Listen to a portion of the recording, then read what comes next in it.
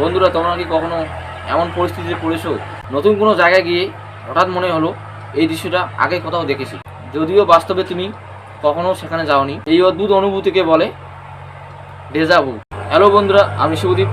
তার আগে আমার চ্যানেল নতুন হয়ে থাকলে সাবস্ক্রাইব করে পাশে থাকা বেল আইকন অন করে রাখবে। আজকে আলোচনা করব এই ডেজা ভু আসলে কি। তাহলে চলো শুরু করা যাক।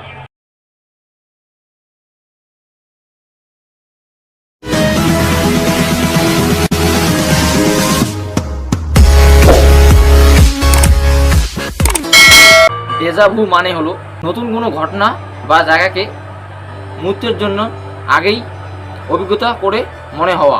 এই ডেজা ভু 1 থেকে 3 সেকেন্ডের মধ্যে স্থায়ী হয়। বিজ্ঞান বলে এটা মস্তিষ্কের একটা মিস ম্যাচ সিগন্যাল, মানে মস্তিষ্ক ভুল করে নতুন জিনিসকে পুরনো স্মৃতি ভেবে ফেলে। এই ডেজা ভু কি সবাই অনুভব করে? হ্যাঁ, প্রায় 70% মানুষ জীবনে অত্যন্ত একবার হলেও এই ডেজা ভু অনুভব করে। বিশেষ করে 15 থেকে 25 বছর বয়সী তরুণরা সবচেয়ে বেশি অনুভব করে এই ডেজা ভু। যারা বেশি ভ্রমণ করে, যারা বেশি চিন্তা করে বা কল্পনা শক্তি বেশি, মানুষ যত বয়সে বড় হয় আস্তে আস্তে ওই ডেজা ভু মাথা থেকে কমে যায়। তাহলে এখন প্রশ্ন, মস্তিষ্ক কি ভুল সিগন্যাল পাঠায়? এই ডেজা ভুর পিছনে 3টি বড় কারণ বিজ্ঞানীরা ব্যাখ্যা করেছেন। তাহলে চলো জেনে নেওয়া যাক কি 3টা কারণ। তাহলে সবার প্রথম হলো স্মৃতির স্লিপিং থিওরি। যে মুহূর্তে তোমরা কোনো দৃশ্য দেখো, মস্তিষ্ক ভুল করে সেটা প্রসেসিং করার আগেই মেমোরিতে পাঠিয়ে দেয়। তাই মনে হয় এই জিনিসটা আগে কখনো দেখেছি। 2, ডুয়াল প্রসেসিং থিওরি। মস্তিষ্কে স্মৃতি পড়া এবং স্মৃতি তৈরি, এই দুটি কাজ 2 প্রক্রিয়ায় হয়। কখনো কখনো এই দুটি কাজ একসাথে হয়ে গেলেই তখন এটাকেই বলা হয় ডেজা ভু। নাম্বার 3, পরিচিত জিনিসের সাথে মিল। নতুন কোনো জায়গায় যদি তোমাদের পুরনো কোনো স্মৃতির সাথে সামান্য মিল থাকে, তখনই মস্তিষ্ক চিনে যায় যে এটা চেনা। অনেকেই বলে ডেজা ভু মানে নাকি আমরা প্রত্যেকে সবাই আগেই ভবিষ্যৎ দেখে ফেলেছি। এই ডেজা ভু ধারণা সিনেমায় খুবই জনপ্রিয়, কিন্তু বিজ্ঞান বলে এটা ভবিষ্যৎ দেখা নয়। এই ডেজা ভু মস্তিষ্কের ছোট একটা গ্লিচ।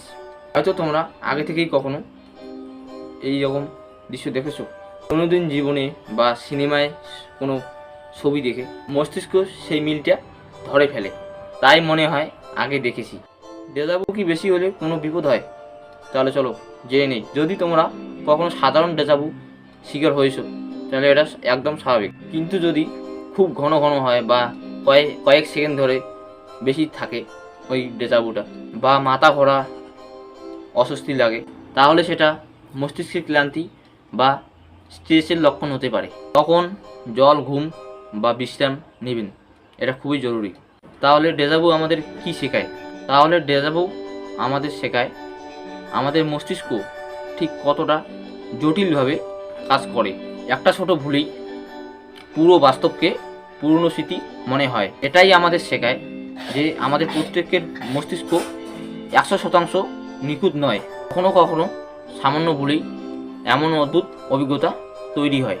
তো বন্ধুরা, ডেজা ভু রহস্যময় হলেও এর ব্যাখ্যা অনেক বেশি অলৌকিক নয়।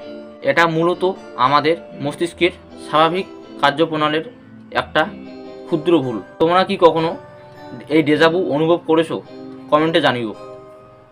আর ভিডিওটি ভালো লেগে থাকলে লাইক করো। চ্যানেলে নতুন হয়ে থাকলে সাবস্ক্রাইব করে পাশে থাকা বেল আইকন অন করে রেখো।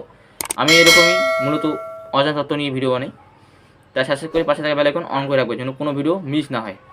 ততক্ষণে ভালো থাকবেন, সুস্থ থাকবেন। আমি শুভদীপ।